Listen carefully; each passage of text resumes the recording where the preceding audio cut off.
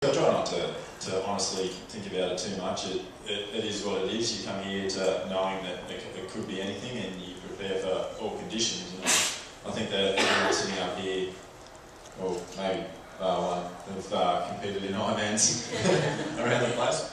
We have a new one that we'll find out on the weekend. But you know, conditions you go from one place to another are always different and can change. We saw last weekend in Galveston that it was cyclones pretty much rushing through there. So, as I said, it is what it is. We all have to compete in the same conditions, and that's the way to go.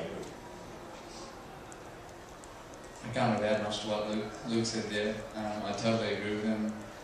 You just, I mean, you have to be willing to change your game plan if you think it's going to be calm and it's windy like yesterday. You really just have to change your game plan on the roll. If you think it's going to be incredibly windy and it's not, you have to be flexible with your race plans.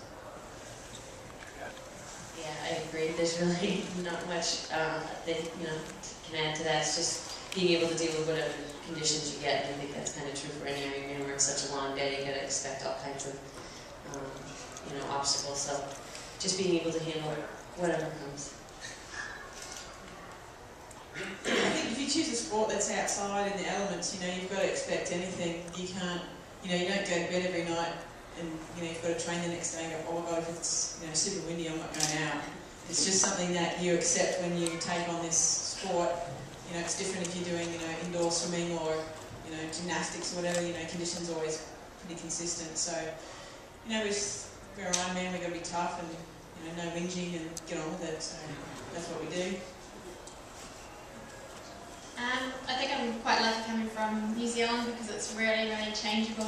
We can have really cold one day and then the next 35, 36 degrees. So I'm prepared for anything, but also we've all raced so many races and we've raced in so many different conditions over the years. So I don't tend to worry too much about what's going to happen and just get out there and just try and do the best that you can in those conditions.